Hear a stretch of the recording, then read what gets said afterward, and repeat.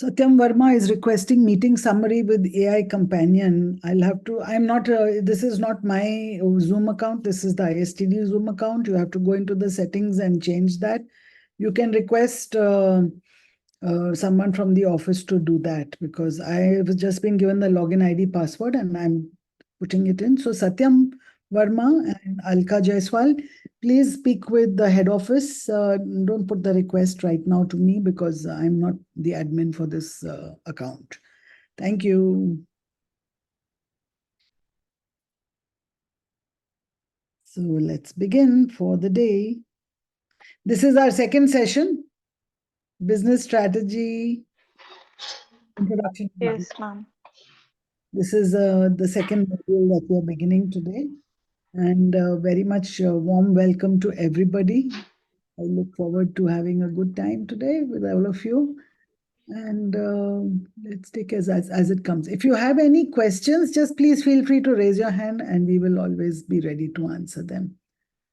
Right?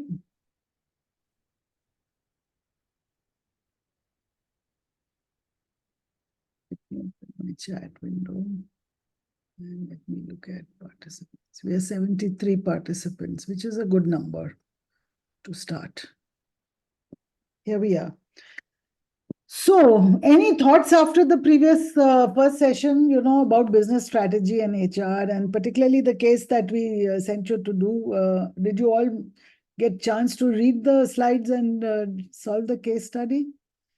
Oh, you didn't get the slides. I'm so sorry. We didn't get that. The slides, okay. Normally we always, Didn't get, ma'am. I'm a teacher first, and although I practice a lot more now and teach less, but I prefer to give homework because that way I stay connected during the week, and rather than let a week go by from classes not being held, at least you've got some material that's coming to you. So I'm going to request the office to once again send the slides of the last class along with 2 handouts and 1 case study that was embedded in the slides. So does everybody remember the case study we had done last week? Yeah. Yeah? Yes. Yes, ma'am, I remember. Yes, ma'am. Yeah. Very much. Yes, ma'am. And are there any thoughts about what was the issues in that case? Any thoughts? Why HR is not consulted at the time of making strategic decisions? Why does HR not have anything to say? What do we do about it? Okay. So, Helen? That created a chaos amongst employees because there was not a proper communication like an HR could do. Can I? Yeah, just raise your hand, then we can take it one by one. Raise your hand. Anybody wants to say something or? Because I heard 2 people talking simultaneously. I couldn't understand who was saying what. Okay, if you want to say something, raise your hand and we'll definitely have you say. Otherwise, we just mute.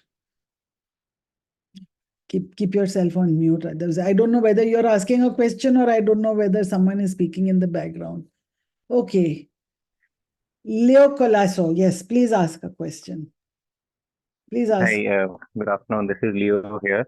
And you asked a simple, not a question, ma'am. You said any thoughts on that? One of the reasons why we find that a lot of times HR gets overlooked is because there are very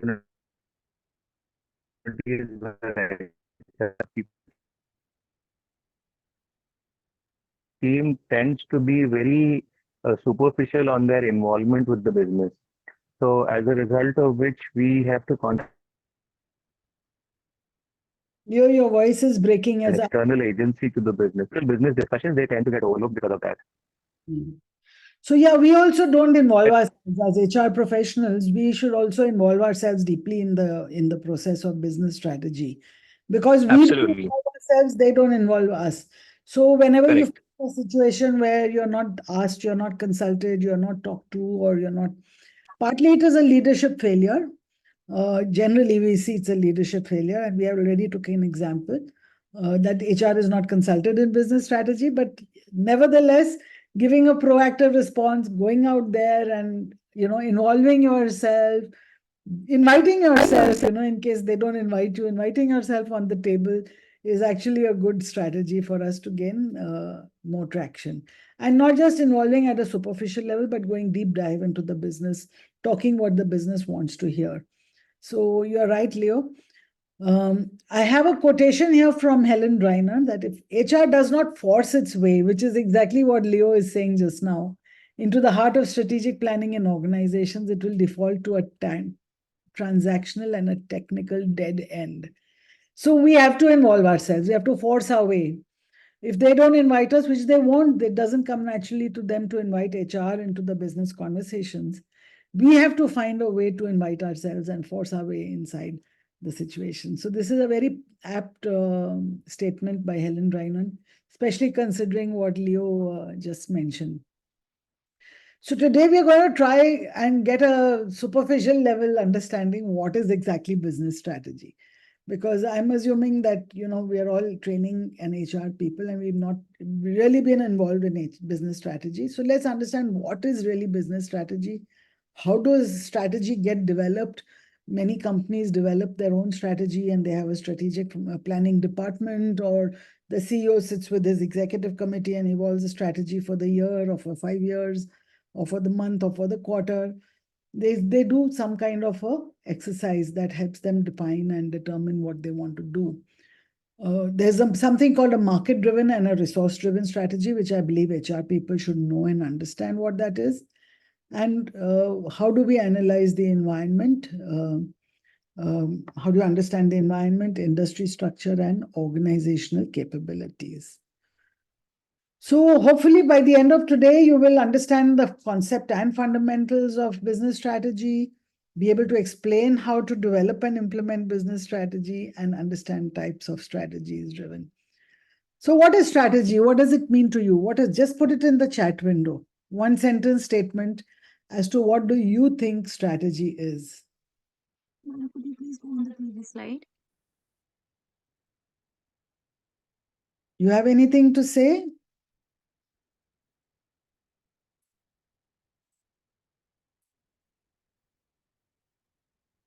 Strategy is a course of action. It's planning plus action, planning to reach the goal. It's a plan, it's a series of actions.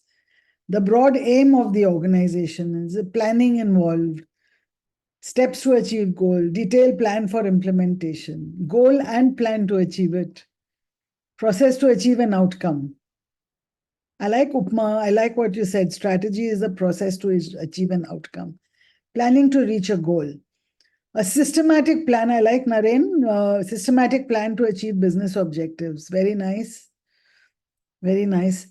Good definitions of business strategy. So actually all of them are right. All of them are right, that it's all about having some kind of an end state in mind, that you could define it as a goal or as a vision or long term or short term. And then how do I get there? It's not just, it doesn't begin with just a vision and a goal. A goal without action is meaningless. Otherwise, just a pie in the sky thinking. If you have only action without a goal in mind, you don't know where you're going to land up, and it's not planned in any way. You might be just doing things very well and land up getting somewhere is a matter of chance, whether you succeed or not. So strategy has both a goal, an end state, and a plan of action. But how do we arrive at that end state? How do we say that this is what we want to achieve? That India has a growth rate of 8 point something. Then how do we increase that? How do we decrease that? To what extent is it possible to increase? To what extent, in a market scenario, I have a company and I'm making losses right now. So to what extent is it possible to cut those losses? To what extent is it possible to make profits? I don't have enough market share. What extent is it possible? So the goals have to be written based upon some analysis that is done. I can't just have a pie in the sky and dream up, I want to have 10% growth this year. But what is that 10%? How does it come? Or I want to cut my costs by 20%. Okay, what is the logic reasoning? Is it possible? Is it not possible? So there's a whole lot of analysis that gets done to get to defining exactly what your goal is. And that's what strategic planning is about. All right. So some of the things that strategy does is basics. they analyze what is the environment we operate in. Okay, so I may be, say, an airline company, maybe a Vistara. Okay, what is the environment? We had Jet Airways failure a few years ago. We've got Indigo, which is having its own share of issues. So and so of our competitors have ordered so many Boeings or Airbuses, or we didn't get landing rights on this. We are always on time. We are never on time. Our service is highly rated. So what is the environment? What is the government's predisposition to our plans, etc.? So what is the environment in which we are operating? Lots of things happen in the environment. So it begins with, I remember the joke, somebody's, when we first started talking about strategy in the 1970s, there's a cartoon that came, when CEO is sitting and looking out of a big window, and in the window he's looking out and says, "What are you doing?" And he says, "I'm scanning the environment." Okay, because environment scanning is a very important part of what CEOs do. They do it with different ways. They try to understand environment in different ways. Sometimes it's an analysis that gets done, proper data is gathered and analysis is done. Sometimes it's through networking, through understanding what is the competition doing, finding out more, making inquiries. Sometimes it's through consultants and through research studies that get done. What is our competitive position? So environment scanning is a very important part of business strategy. Second thing is we need to understand how do we create value and for whom. That's a very important part of strategy. If I say I don't know what is the value I create, what is my value proposition, then I have no business being in business. What do I bring on the table? What does my customer benefit? What does my client benefit from? So some kind of a value creation that I provide. So I put together men, money, machines, materials to produce maybe an airline service, or to produce a hotel service, or to produce a mobile phone, or to produce any objects. So what is the value I create for whom? Who are my target? Who are my customers? Who are my stakeholders? How are these product services created and delivered? What is my value chain? How do I get my raw material? Am I dependent too much on Chinese made materials, or am I dependent too much on some semiconductors which are only made in Taiwan, and now sourcing is becoming a problem? Or do I depend too much upon? So how are these created? What are the areas in which I have capability and competence? I can do this anytime. Or what are the areas in which I don't have? And then lastly, what is my differentiated competitive advantage? Why would people come to me and not go to my competition? Because competition is everywhere. It's a free market economy. Why would somebody take an ISTD diploma in training and development and not something from XYZ, whichever? So many other companies are also offering diploma in training and development, or some trainer certification of some kind. So why do you come to ISTD and not there? There is a competitive advantage to coming into making that choice. So why would a customer, or why would my stakeholders come to me for my competitive advantage? Why would they be loyal to me? For brand loyalty, we have good values. Anything that comes from Tata companies will be of good value. Or is it price advantage? I would like to buy something very cheap and very economical. Or is it I want to buy something super premium and super luxury? I don't mind paying a big value for it. So what is the differentiator? What is the differentiator? Otherwise, if I am producing a mobile phone identical to a mobile phone from my competitor, and identical to another, and to another, and to another, everybody is producing undifferentiated goods, then the customer does not need to come to you for any particular reason. Then you're in a commodity market. Undifferentiated goods. Anybody, you can buy, nowadays, of course, even these are getting branded, but you can go to the local kirana shop and buy some vegetables or some fruits or some groceries. And you can go to any shop and get any groceries. You'll probably find something which is undifferentiated. Then you'll end up going to the one that's cheaper or more economical, or somewhere where it's closer to your home, or some that provides you some.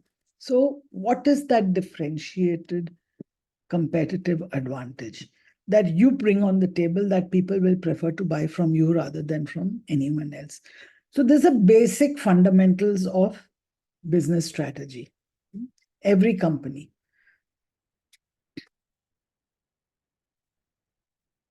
There are two definitions here. One is from Michael Porter and one is from Alfred Chandler. I gave you two definitions which are very different.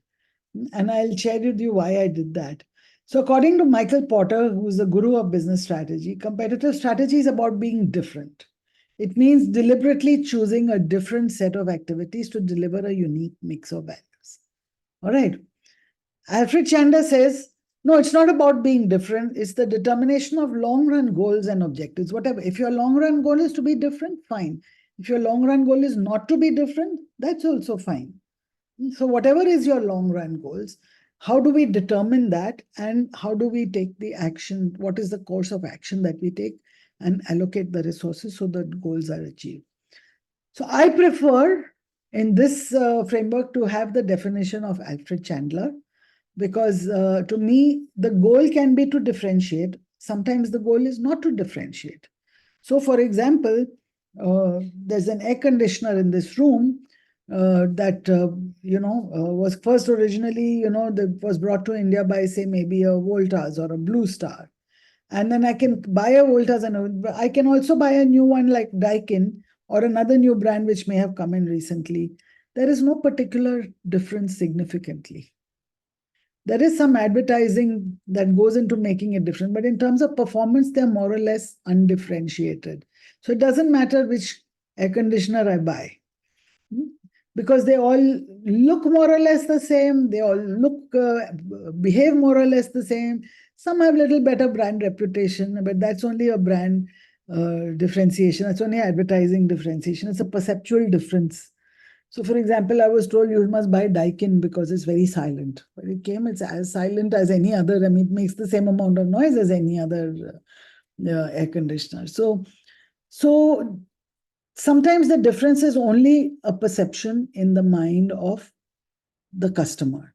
So to me, Michael Porter, I disagree with his that you have to be different. Not necessary. You can be the same and piggyback on somebody else's innovation. And that's what India is also well known for. So to me, Alfred Chandler's definition is much better because it provides for your individual and your unique need, which may be to be different, which may not be to be different. Am I making my point? Yes, ma'am. Okay. Yes, ma'am. Yeah. So some more basic fundamentals. These are building blocks. There is something always called a mission and a vision. A mission is what is the fundamental purpose of existence. So if you look at the rabbit and the tortoise, everyone knows the story of the rabbit and tortoise. What was the mission? The mission was to win the race. Right? That is the fundamental purpose. But beyond that, there was another mission. The rabbit says, I have a dream carrot and I want to chase that dream carrot. I want to find the carrot at the end of the finishing line. If there's no carrot at the end of the finishing line, I don't feel like running. I'd rather go to sleep. All right. So there is a fundamental core sense of mission, which is beyond the immediate goal. The immediate goal is to win the race. Right? Immediate goal for the rabbit and the tortoise both is to win the race. But the longer, deeper mission behind that goal is that wonderful carrot that I'm dreaming of. And that is my only purpose. Where is my next carrot coming from? Right? So mission is the very fundamental. It goes beyond the immediate goals and immediate things that you can achieve. Vision is what dreams. What are the dreams? A strategy is how we will achieve that mission and vision. So, for example, the Larsen and Toubro had for many years a mission. A vision was to bring pride to the Made in India label. For many years, that was their vision, that was driving them.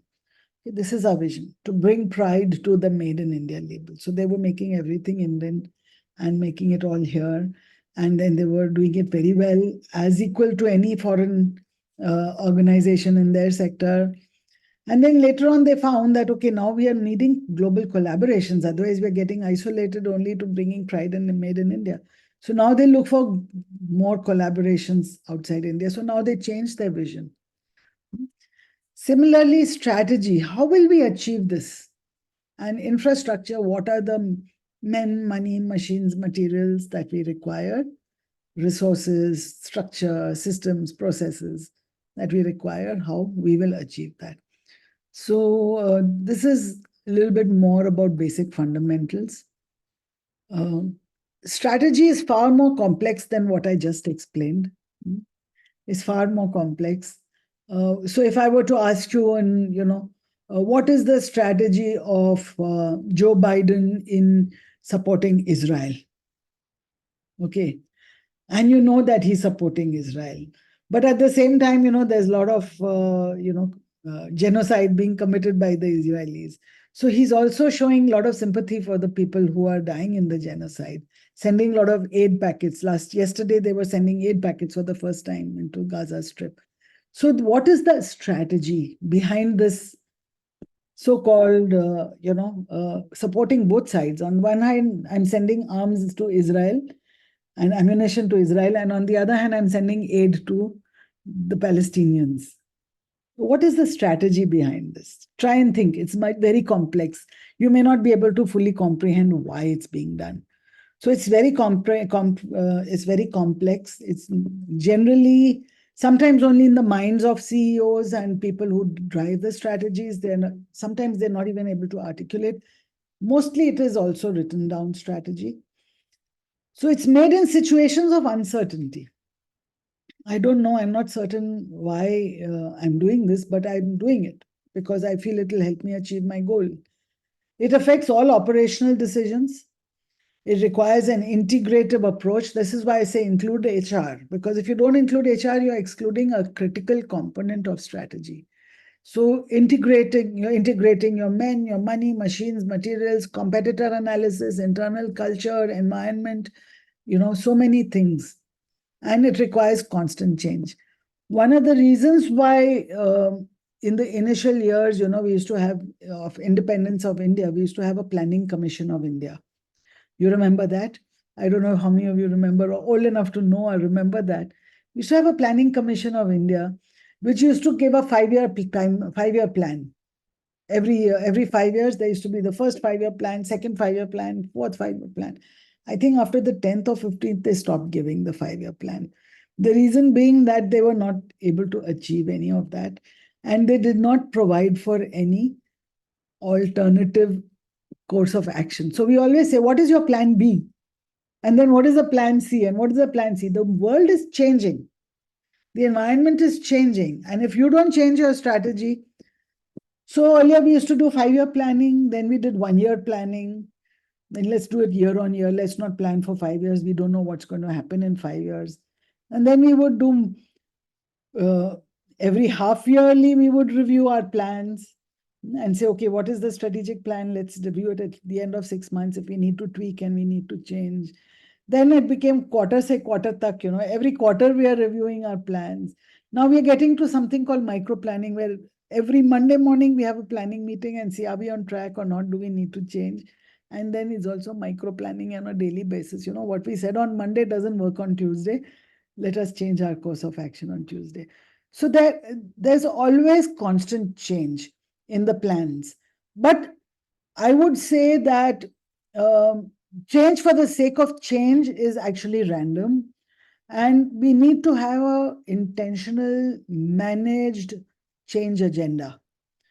So when we say we want what was working for us on Monday morning, we decided we will do this, but on Tuesday morning, it doesn't work anymore. Why doesn't it work? What is it we need to do? Where's the data? Where's the evidence? And how do we rectify that gap? So it requires constant change. But change for the sake of change, no. Intentional change and evidence-based change and managed change is what I say. So ultimately, the business strategy guys, they decide on the long-term direction of the company. Yes, we have a vision as something that is inspiring us. We decide the scope of the organization's activities. We are not going to be marketing things in Africa because it's not part of our strategy. So it defines what you're going to do and what you're not going to do. What is the scope? The scope is we are going to do all this only in India, or the scope is we're going to do this in India and Africa, or what is it that we are going to do? So what is the scope of the activities? What are the things that we are going to do and things that we are not going to do also? Strategic decisions help you gain advantage over competitors. That's always the case because like it or not, life is competitive and every organization exists in a competitive environment. Until we don't think of how do we beat our competition, we don't succeed. Otherwise, if you're a nice guy and say, no, I want you to win and I want me to win and, you are my competition. I want you also to win. I want me also to win. And the nice guys always finish last because life is nothing but a knockout game. And if you don't knock out the competition will knock you out. It's as simple as that. And it's not just only about big organizations, also at an individual level, in organizations, within teams, within groups. And I'll give you a long lecture on that someday, but not now. Right? I can talk endlessly about that. Life being a knockout game. So gain advantage over competitors. That's important.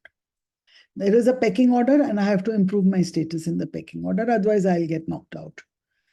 Address changes to the business environment. Something changed, the government law changed, the competitors' activities changed, or some new technological breakthroughs coming in or whatever. Building on existing competencies. How do we build? And meeting the values and expectations of the stakeholders. So these are some of the decisions that business strategists take. Yes, Preeti, can I have your question very quickly, not more than 30 seconds? Yeah, hello, Dr. Aneeta. I just wanted to ask, should these strategic decisions be based only on data or perceptions also come into play? Well, one thing is true, the strategic decisions are never taken in isolation. And no one person is responsible for that strategic decision. So generally, it's a group of people, the executive committee or the CXO committee or the leadership team of the company. They all give their inputs and then the CEO takes a call. So we find that people agree on data more than they agree on perceptions, because in perceptions, everyone has a different point of view, right? So when the data is pointing out something, then it must be true. However, having said that, recently a friend of mine says, the data is such that you torture it enough, you squeeze it enough, you change it, you eliminate, you modify, you do this, that, whatever you do with it, the data will finally tell you what you wanted to say. So it is in the intention to use that data where the power of a data-driven strategic decision really lies. All right, it's the intention. What's the intention of bringing data? The intention of bringing data is so that everybody can agree on something, and the data is also accurate within certain reasonable limits.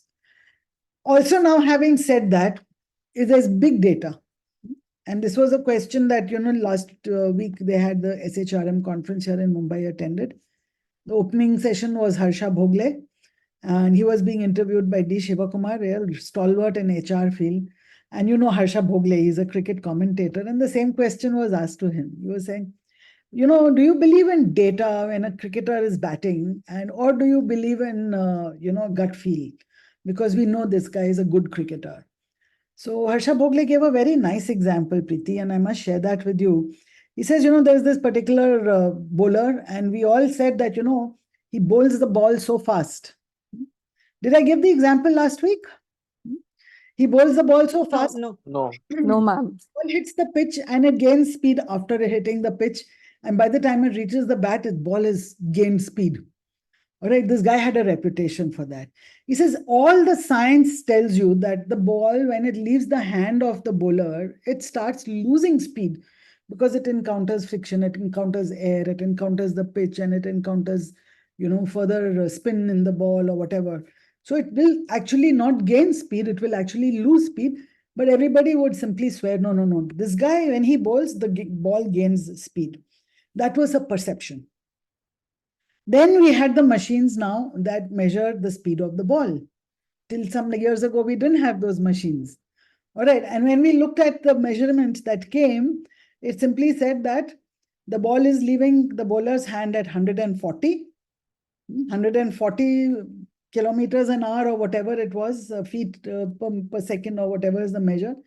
Then it reaches the pitch, and then it reaches, by the time it reached the batsman's bat, it came on an average 130, 125 or 20, between 125 and 130.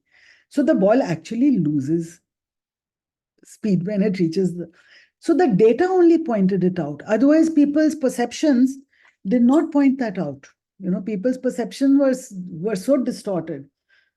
There's another story I want to tell you. It's called the camaraderie effect.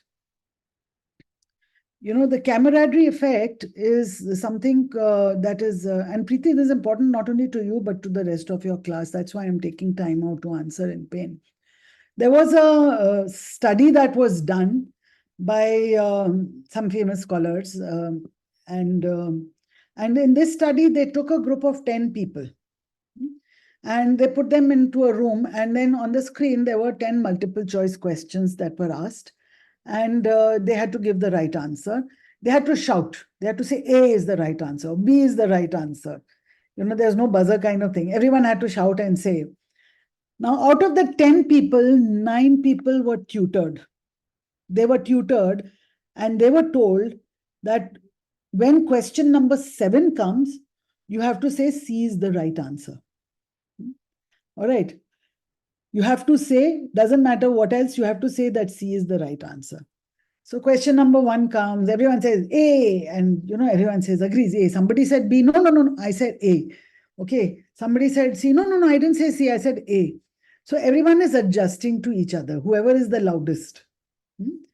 Then question number 2 comes, we are still more adjusting. By question number 3 or 4, everyone is waiting, the loudest person will shout first A, and then everyone will say A. All right. By question number 4, 5, 6, it became an entrenched pattern that everybody shouting the same number. Everyone shouting the same number. Now, when it came to question number 7, okay, 9 of the people in the room shouted C is the right answer. Now, the question is, which is the shortest line out of the 4? So A, B, C, D. Now, obviously, C was not the shortest line. Maybe B was the shortest line. But everybody shouted C. Now, this one guy who could see with his eyes, he has not been tutored, he can see with his eyes that C is not the shortest line. He also shouted C. Now, all his data visual input was coming into his mind, was telling him that C is not the right answer. Everything was telling him and screaming at him. His eyes were telling him, no, C is not the shortest line. B is actually the shortest line. But everyone is saying C. He doesn't know they have all been tutored to say C. So he agrees, yes, C is the right answer. So this is the power of perceptions and the power of data. The data is always right. The data is always right. There cannot be any dispute that B is the right answer. But when everyone says C and actually B is the right answer, then the disputes happen. So I am for one too much for data. I am for one very much for data. But there is sometimes what you call a gut feel. It doesn't feel right. Sometimes the data is very symbolic. So the data is very symbolic. There's a pattern of data. And you can see there's a pattern. And some people can see the patterns of data much better. How many of you have seen the movie called A Beautiful Mind? If you see the movie called A Beautiful Mind, it's about the guy, the Johnny Nash, who created the Nash equilibrium. He could see patterns. He could go into the Pentagon and crack the code because he could collect this data, this data, that, and then connect it and make a pattern, which not even artificial intelligence is now beginning to learn how to do that. Dealing with symbolic data. Only the human mind can deal, the right and left brain can deal with the symbolic abstracted data, as we call it. So data is data. As long as whatever you're saying, whether C is the right answer, has got a valid data behind it, you can never go wrong. All right, so that's my statement. Thank you, Doctor. Yeah. So Preeti, I hope that helped, but that's a long one. It's for everybody, it's for everything, it's for all times. Even Thank Peter Drucker said, Peter Drucker, the guru of management, he said, that which can be measured, can be managed, can be controlled, can be improved. And if you say, everybody in an organization is feeling very dissatisfied, all right, you don't have any measure. What will you do about it? And then you say, okay, last year everyone was dissatisfied, this year everyone is satisfied. How do you know? Just because 5 people are smiling doesn't mean that they're satisfied. So data is always data. Okay, that's always my take on this one. So let's move forward. So this is some of the things that business strategy guys do. This was something I developed some years ago, which tells you as you go up in the organization, bottom, middle, top, there are certain competencies and skills. This was a competency framework I developed for a client. There are competencies and skills that as you go higher, you need more and more strategic thinking. Now, what is the strategic thinking? A strategic thinking is thinking all about everything in the previous 2-3 slides, plus more. So when you're at bottom level, which many of us are, and many of you might be, or maybe not, I don't know your designations, etc. Basic functional knowledge. Then when you get to middle, you get advanced functional knowledge. And when you get to the top level, you have to have strategic functional knowledge. You're not going to be sitting in your HR room and looking at every employee's leave record and every employee's attendance record and every employee's fingerprint digital attendance record or whatever. No, you're going to be sitting there making policy decisions. Do we call people back to work or not? Do we have digital imaging attendance-based system or not? That's a policy level decision, but you're not going to be sitting and monitoring. All right, so that's when you get strategic functional knowledge comes into play.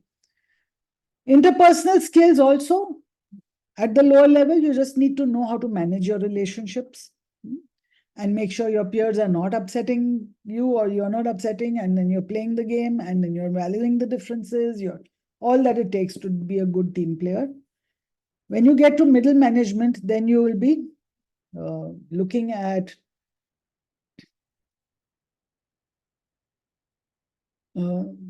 team leadership, where it requires a little more strategy because I've got a team now reporting to me, and how do I manage and optimize the tasks in a way that, allocation of tasks, the delegation, the relationships such that I get maximum synergy out of my teams.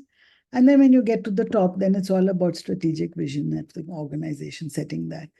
Same way with business strategy skills. When you're at the top, you are actually setting strategy, you're creating strategy. When you're at the bottom, when you're at the middle, you're influencing the strategy upwards. You're giving them data, what's happening in the market, what are our consumers feeling, what are our people feeling.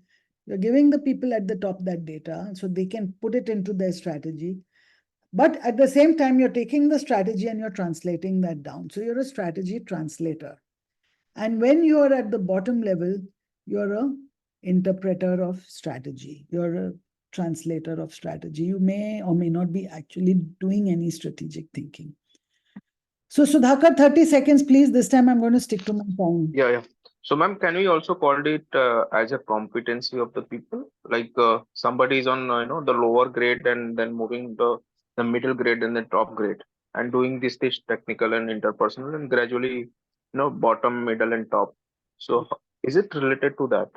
Yeah, this is actually a competency framework. So it's about competency, but it's also about the work and the structure and the process. And it's also about all of that. So the higher you go in organization, the closer you are to business strategy.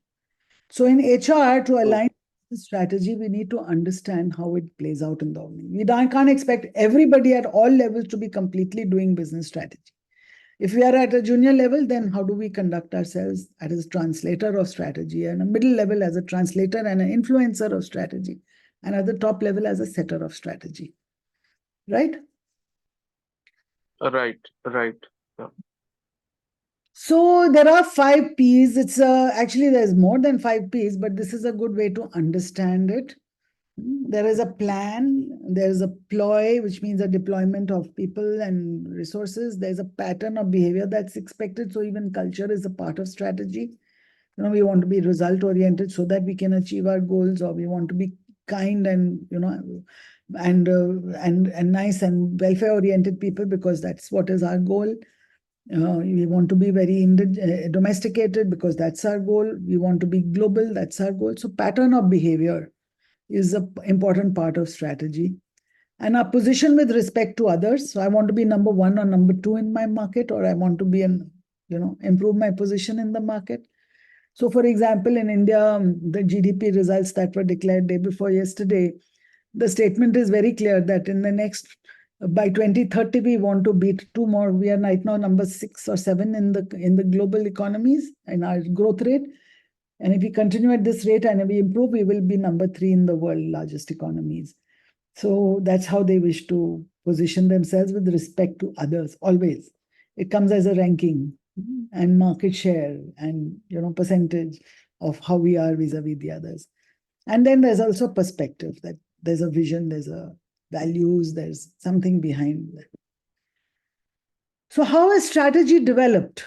What is the process by which we develop strategy? And we'll say that the strategy is developed. First thing about strategy is always research. Always research.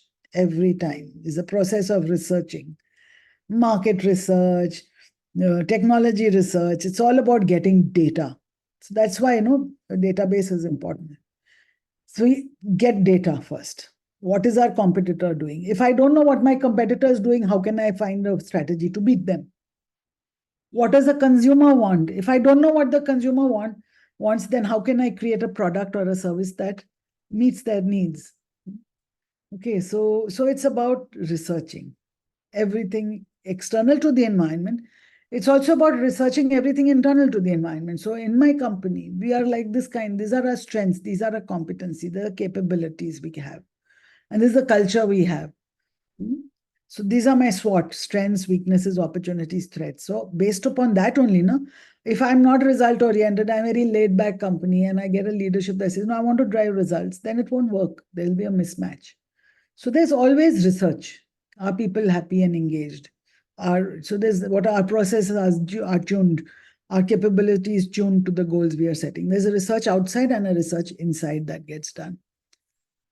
And then we look at what are the options. You will hear from me this word very often in the next few days, is identifying strategic options. The word strategic options, sometimes I refer to it as strategic choices. At one time, one student challenged me and said, what's the difference between strategic option and strategic choice? For a moment, I was a little flummoxed, what is he asking? And I said, I'm saying the same thing. I'm saying it in 2 different ways. Okay, so don't go with the words. Be person-minded, don't be word-minded. But yes, the words are important. So strategic options or strategic choices, I will be referring to this more often, and you will learn about it in the coming slides as well. Then we decide which is the best strategic option for us, and then allocate our resources to achieve the objectives. So there's some steps here in the strategy development process. We define the vision. This is what we want to achieve. We gather information. I already said this, always about research. Strategy people are always doing research. Massive reports you'll see, coming from McKinsey, coming from here, coming from there. Massive reports. Lots of data. Then we formulate the strategy. And then we implement the strategy. Then we evaluate, are we doing it on track or not? We define our vision. So these are the same steps: define vision, gather in. They're all just explained. I will be sending these slides. I'll send them on WhatsApp because the office doesn't seem to be cognizant of that. Collaborative approach of leadership.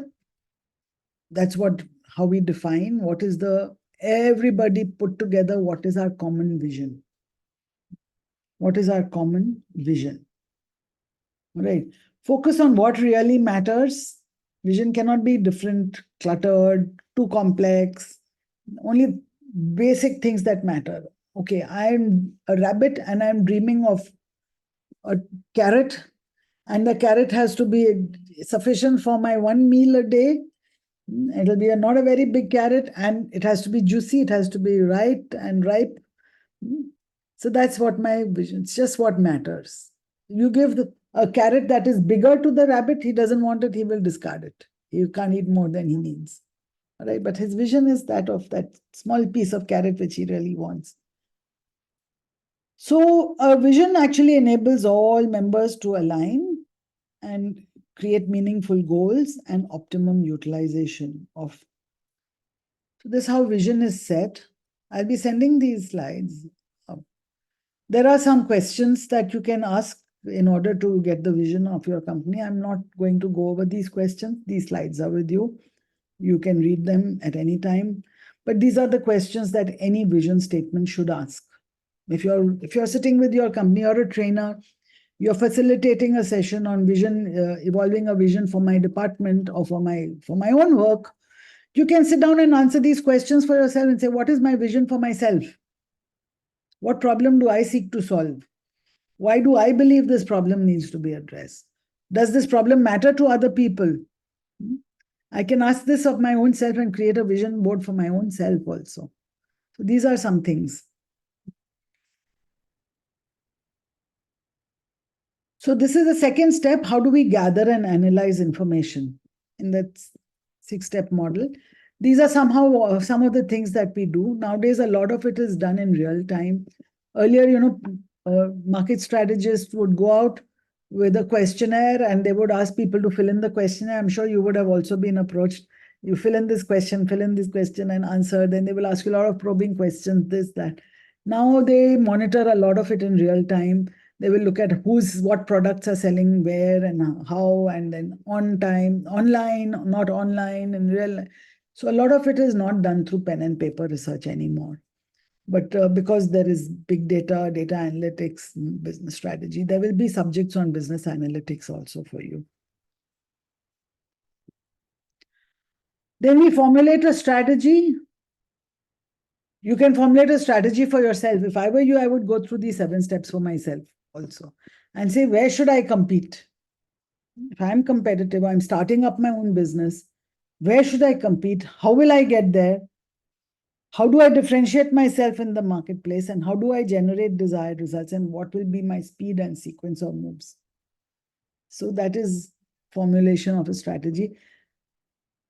I'll be with you for 5 sessions. So perhaps by the end of the 10th session, you will be able to understand how the link between the strategy, creating a strategy map, and then creating an action plan is actually arrived at. We formulated strategies. The 2 things I think when I asked you, what are the definition of business strategy? Many of you said planning and goal and plan of action, goal and plan of action. So same thing, it's a different terminology and verbiage. So 2 main things, what are my strategic options? The choice I make to do whatever I do, and tactics and goals. So if I was maybe say a SpiceJet or an Indigo Airlines, I'll say my strategic option is to be a low-cost airline. All right. And my tactics and goals, everything will go with that. So I will not have food served to every passenger. Food will be available for sale, and baggage allowances will be restricted. And so lots of other tactics and goals that I can support and sustain myself as a low-cost airline. Manpower will not be, surplus.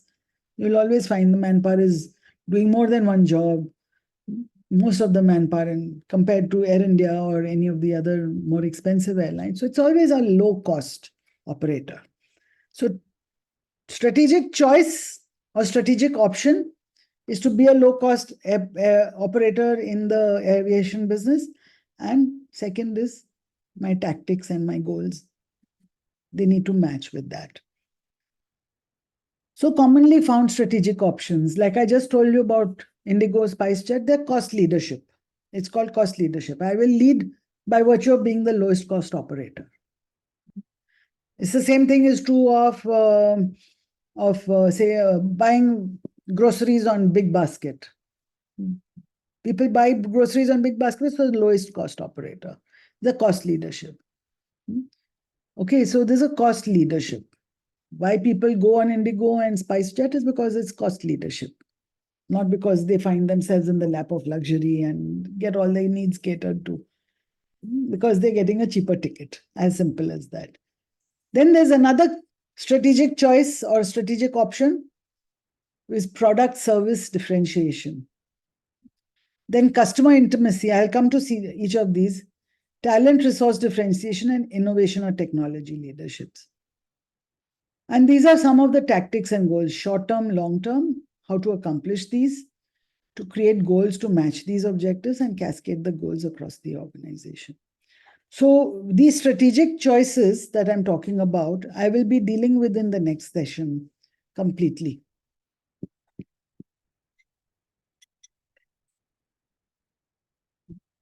So what is cost leadership? What is product and service differentiation? What is customer intimacy? I will be dealing with in my next session, and how HR actually responds to all of these.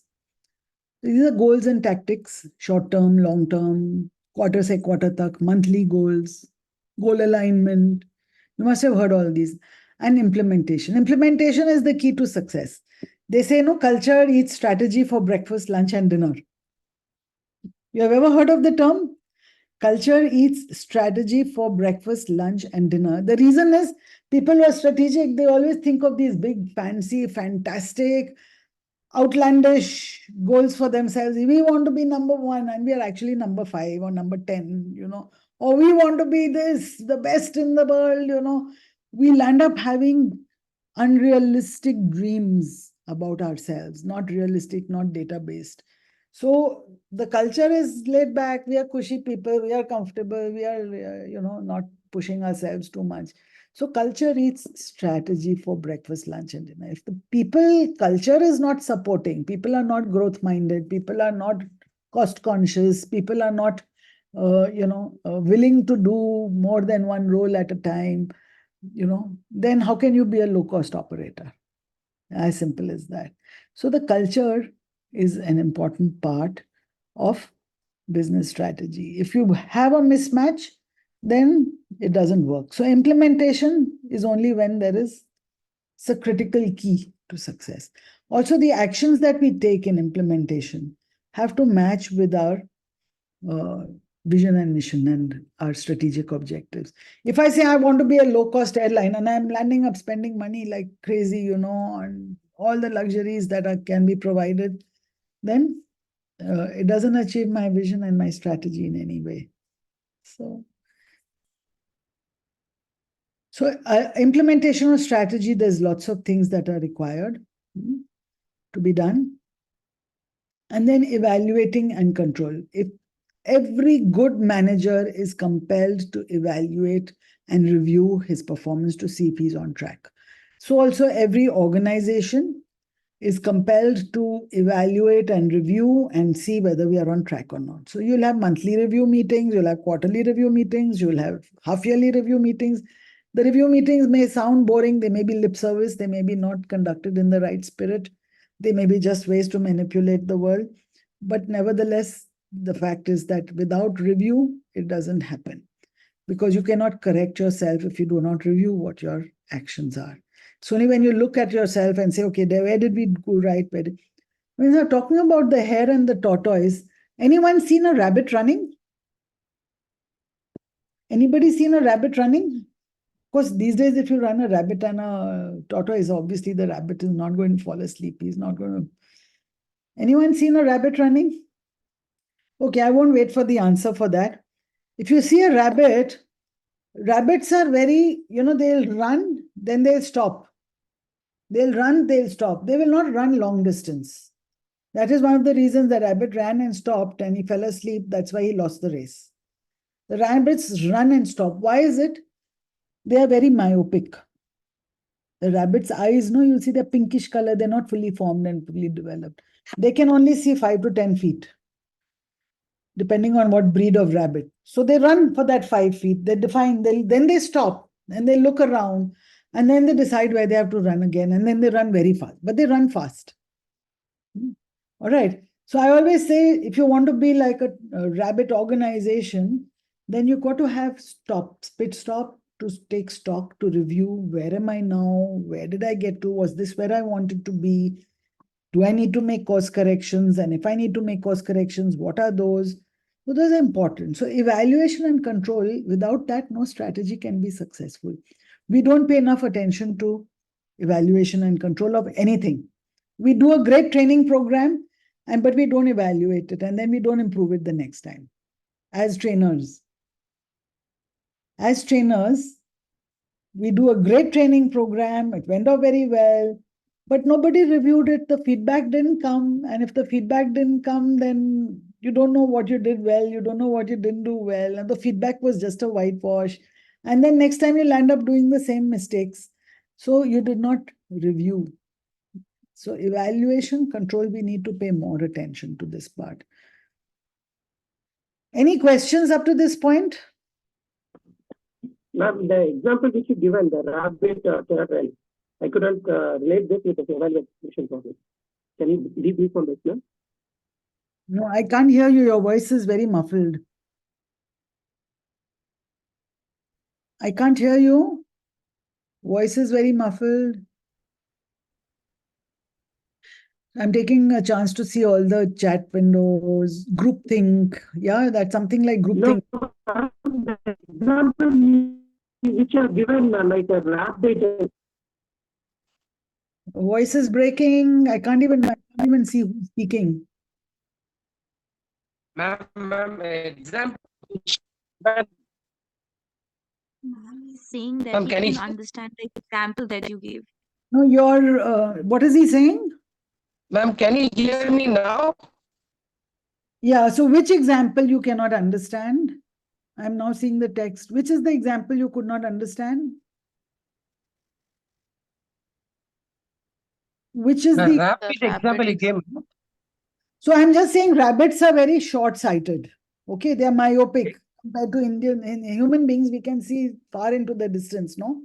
As we can see the stars. So rabbits are short-sighted. They can only see 5 to 10 feet. They cannot see beyond that. It's very blurred unless you give them specs like this, they won't be able to see. All right. So because they can only see 5 to 10, then they will look, is there any danger? No, then they'll say, okay, that side seems safe. Then they will run there. Okay. And they will run very fast, but they'll stop. Then they'll take stock of the situation. They'll review the situation. They'll see, what did I do? Did I do well? Did I not do well? What do I need to make a course correction? Do I need to change anything I'm doing? And then they'll run again after they've reviewed. They'll reset their goals. Right? So Okay, ma'am. So same way in strategy, we need to stop periodically, monthly, quarterly, half yearly, annually, and take stock. Did we do well or not? And make the changes that are needed to move on. The review stop is very important. Yes, Preeti? Yeah, ma'am, just wanted your opinion on, like in L&D business, what should be the frequency of evaluation according to you? Ongoing. While a program is going on, you should be getting feedback. How is it going? Yeah, that is about a program on like overall business context, I'm asking. So usually the exercise for the sake of convenience is done annually. Usually you create your training calendar for the year, or your HR strategy for the year you create. And this year, these are the things we're going to do, not do.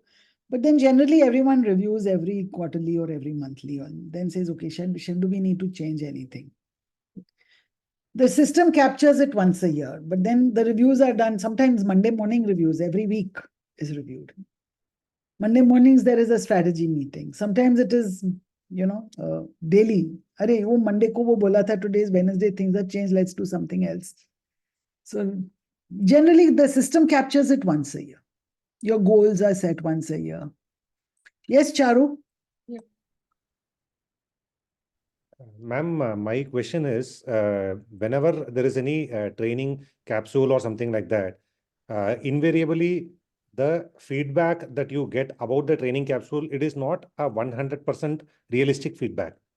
So will external agency taking the feedback be better option if you want to review your training curriculum and things like that? True, because we sitting in an internal bias. We had created this whole lovely thing, that training program, and we enjoyed doing it and we've enjoyed delivering it, but only the real feedback comes from customers and from an external observer. So yes, very often, external consultants are hired to do the training impact studies and things like that. Yes, Anika.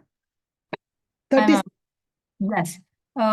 So strategy, as I understand, mostly is a top-down approach, right? Uh, are there any successful businesses who have followed, say, some sort of a bottom-up approach, or any examples leading industries where it has worked as a bottom-up approach also? Just hang on to your question. There is something coming for you, right? Thank you. Girl Kishore, very quickly. Yeah, just wanted to understand I'll take one it. thing, Dr. Aneeta. Like, see, when it comes to reviewing a performance metric, I think we have enough data pointers.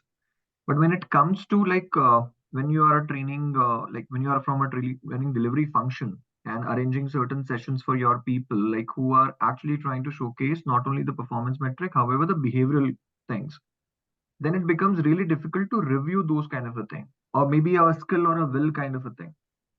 And then your external observer generally comes up and then states that, okay, the person does not have a skill because your training program is not working for them. That also works.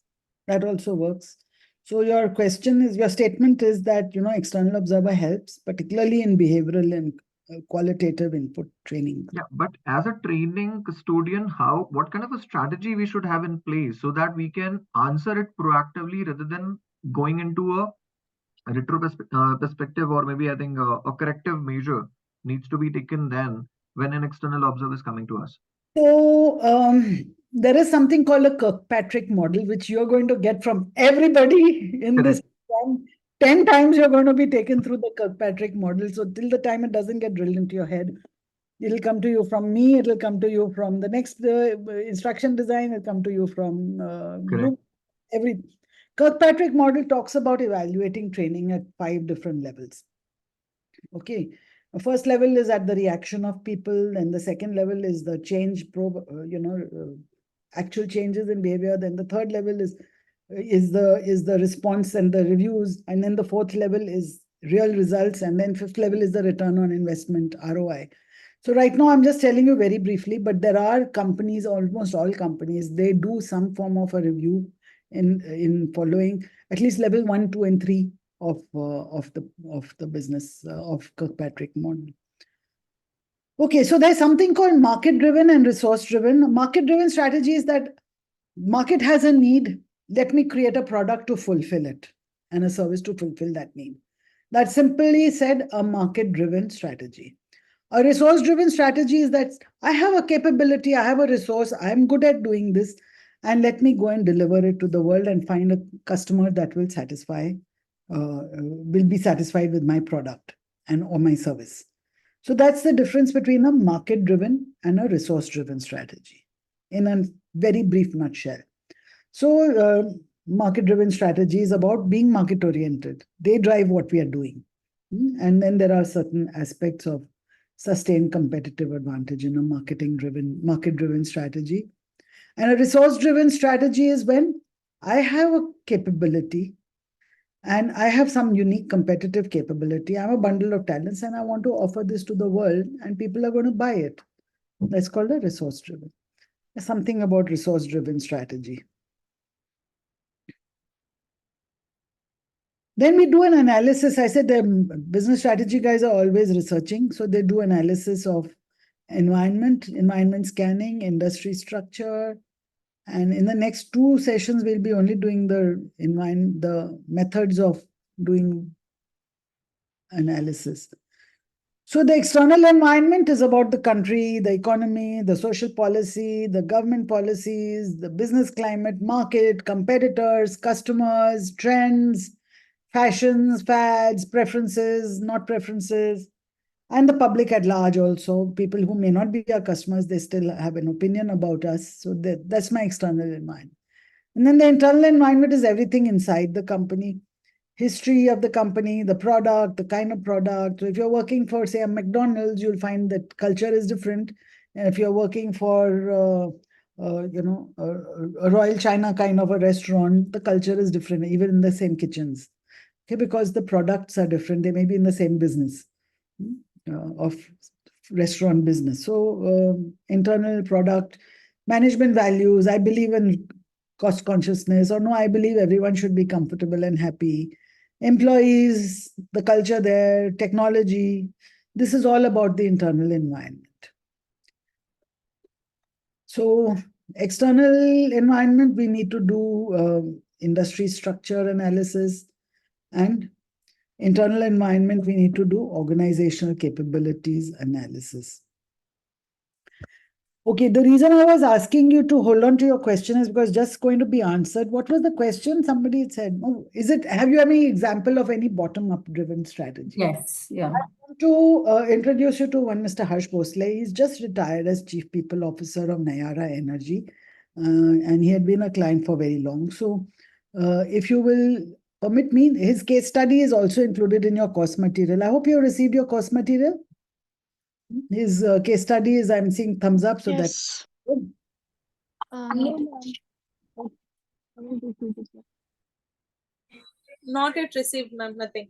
it must be in the mail. It must be in the mail. Not yet. Not received, ma'am. Don't worry, it will come to you. But the case study on what interview we are going to see is also in your book, which I have written.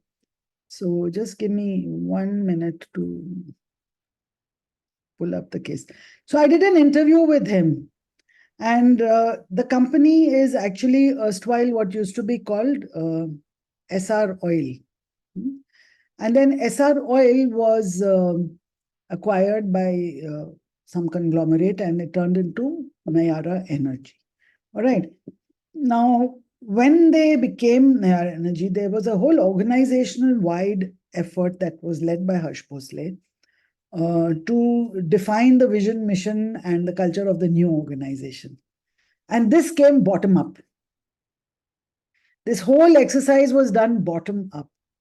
And the word even Nayara and the brand and the colors in the brand and the logos was all done at the grassroots level. And it stood for Naya era, and so it was something that everybody converged. This is the best way. So this was an exercise he had facilitated. Hear it and hear him what he says about it. Also, I wrote your course material during the pandemic, and also this was recorded during the pandemic. So you'll have to excuse references to COVID. But if you delete that, what he's saying is making a lot of sense. I'd like to introduce all the participants of today's program to Mr. Harsh Bhosle. Harsh is the Chief People Officer of Nayara Energy, and he has seen this company through a lot of change and transition and strategic changes that have happened. And Harsh is going to talk today to you about some of the ways in which HRD had to link its strategy to the business strategy, because the strategic changes were very significant. And what were some of the things that they did in order to make this transitions and these strategic changes a success? So Harsh, hi Aneeta. Morning, everybody. How are you? We are going to beam this right to the participants of the ISTD program on HR business and strategy. So tell me, Harsh, what are some of the business strategy scenarios faced by your organizations? And in your role as Chief People Officer, what were the adjustments that you made to align your learning and development plans to fit into the strategic direction set at the top? So obviously, I always consider that HR is not either only a staff function, neither it is a support function. It's a strategic function. And if you have that belief in you, then you always think strategic and contribute to the company strategy. So that actually all HR professionals should first think that they're contributor to this strategy and executing this strategy, and not a support function or a staff function. So having said that, the most important aspect of HR strategy is to ensure that the culture of the organization is in right place, because once the culture behaviors follow, and then that's how the results come in, when the entire organization is aligned and behave in such in a defined manner. So build that alignment, because the rest of the things are mechanics. Whether you hire good people, whether you retain good people, whether you train good people, or you get rid of bad people. These are all mechanics so long as your culture is in place. And that is the most important part that the HR head plays in the company.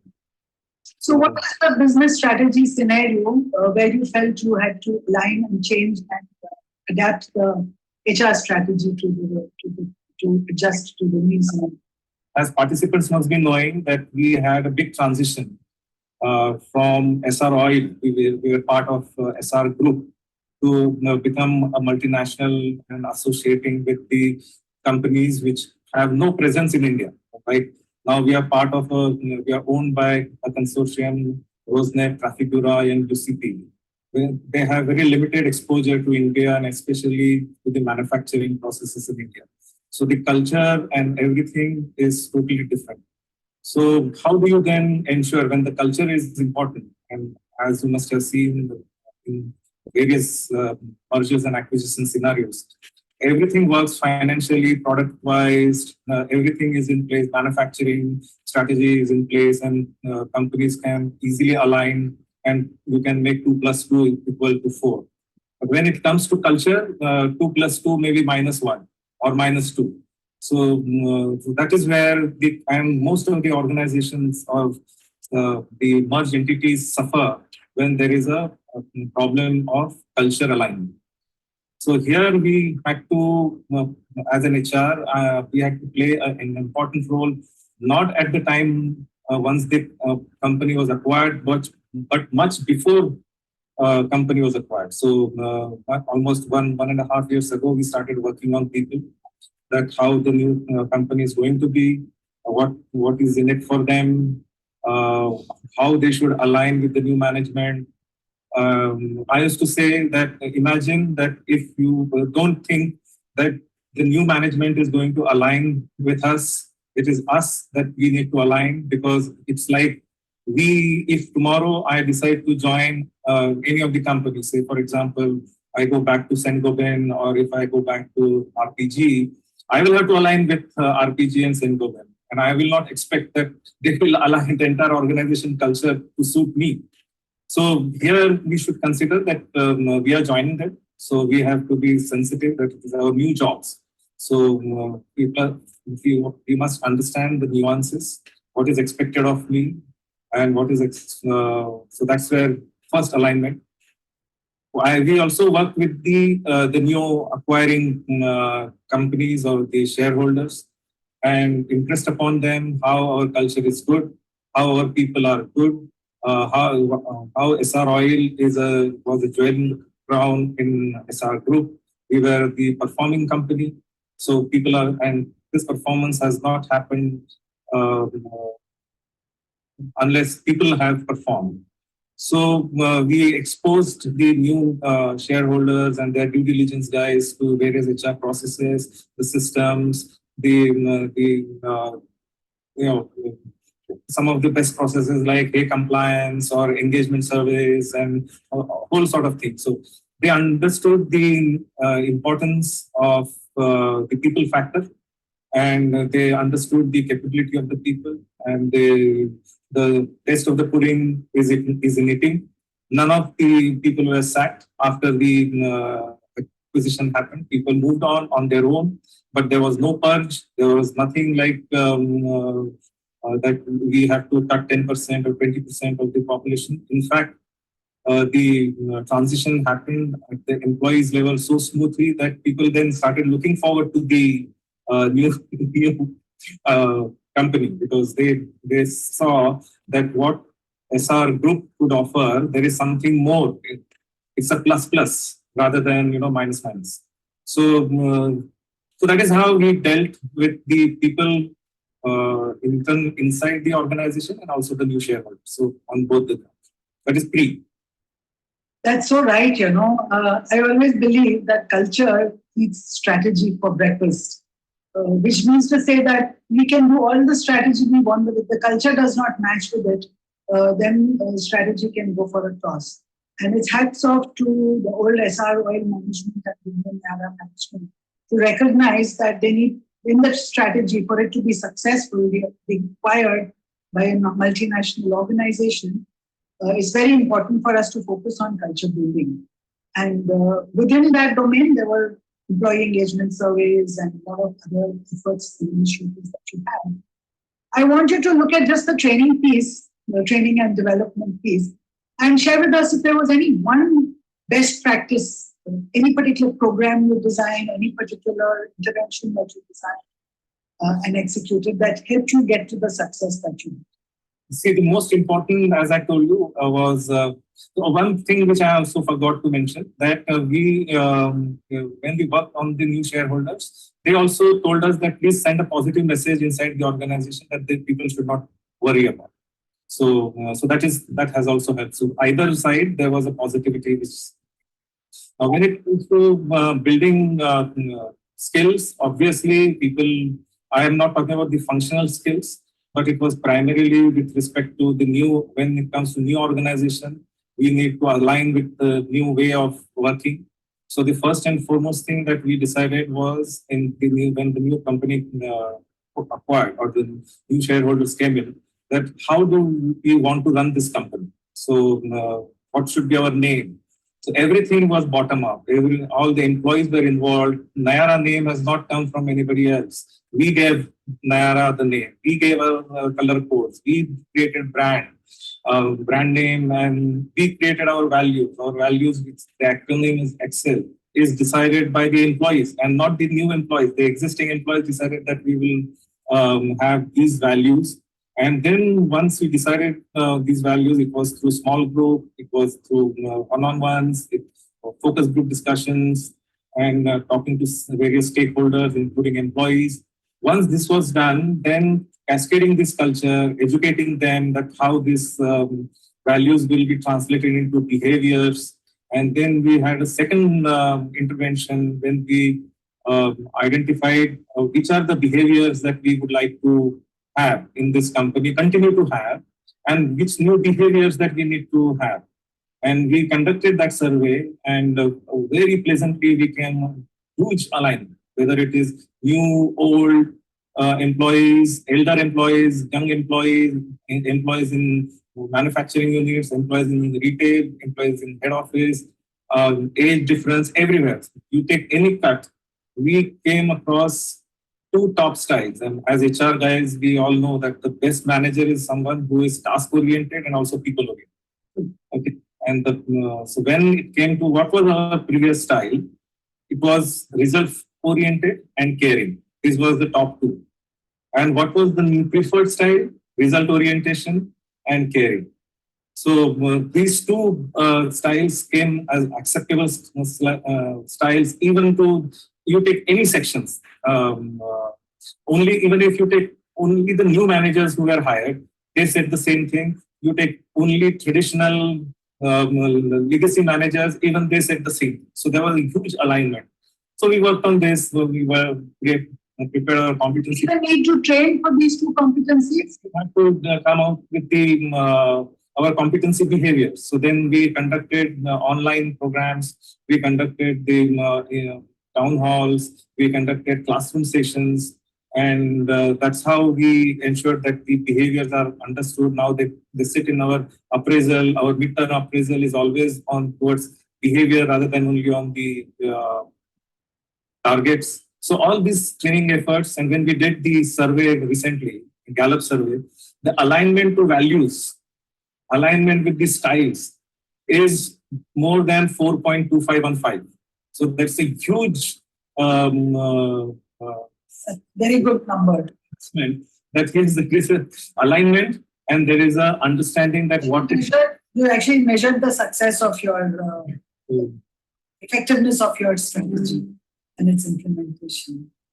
Okay, that's wonderful. That's great. And I'm sure the participants of our program are going to benefit a great deal from your inputs.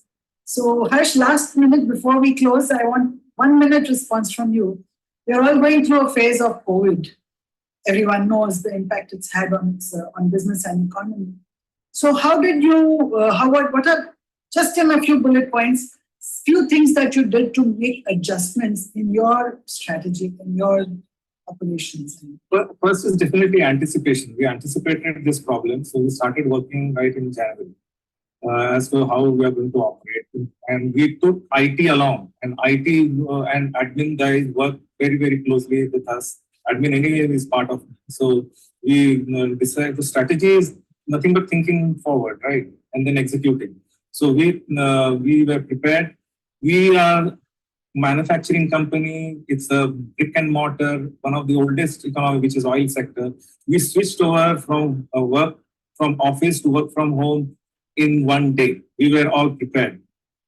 Everybody got their own machines at home. New joiners got machines wherever they are, and we onboarded them whenever they are. So life is as good as it was in the pre-COVID. Only the emotional part, when there was a lot of restrictions, there were a lot of problems with respect to, in how to manage work and life at home when the home becomes office and then there is no home left. So how to manage this? Then we emotionally connecting with people, having conversation with them. We connected with all 2,800 employees. I connected almost 1,200 employees like sessions like these. We connected with some of the family members. We started celebrating success with the family members. So if there is a sales award or any other award is given, we collect the people and their families. So the kids, the mother, the wives, the husbands, they also join that WebEx. And we celebrate this. So we took care of obviously the medical part. We created the SOPs.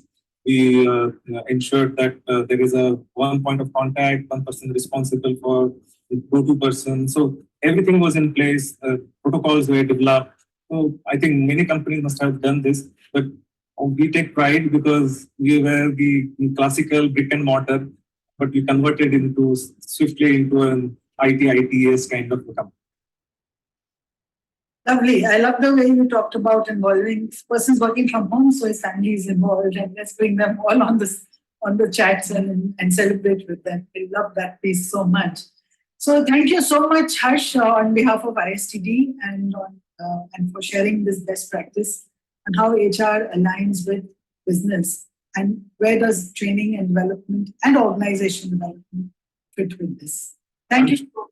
And for Aneeta, this will be used only for academic purpose because these are my own personal thoughts, and it's not. I'm not speaking from the official capacity only, but these are my personal insights. So I'm sure this. Thank you very much, and all the best to you. Nice talking to you, and.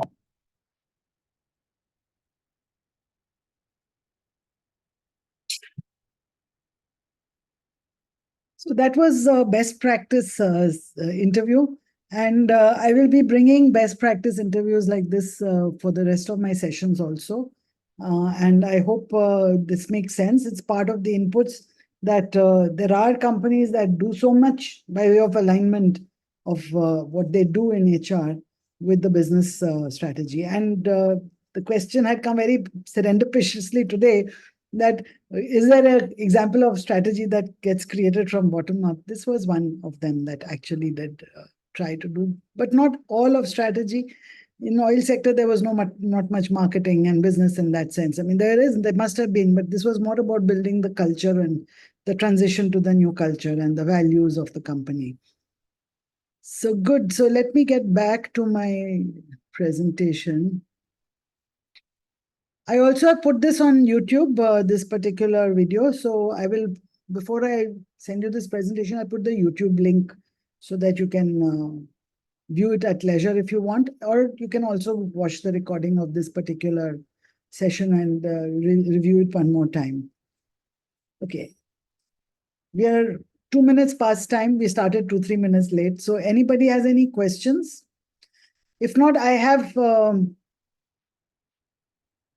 some additional reading I'll be sending out. And since we don't know what is an HR business partner, there's so many models and so many, I'll send you one job description. It's available on the SHRM website. It's a standard job description of a HR business partner. So you know at least what is it a HR business partner is expected to do. And then there is an article by McKinsey, and then 16 strategic planning models. The reference to the 16 strategic planning models is going to come in the next 2 sessions. So I want you to just scan it so that you're familiar. That's all for the day. If there's anything more, we can continue. Otherwise, let's call it a day. Time is up. Ma'am, I guess the study that a case study that we have is well spun group. So are we supposed to have this case study also or only that one? We'll also come and interview with Vidisha Banerjee. It's her case study.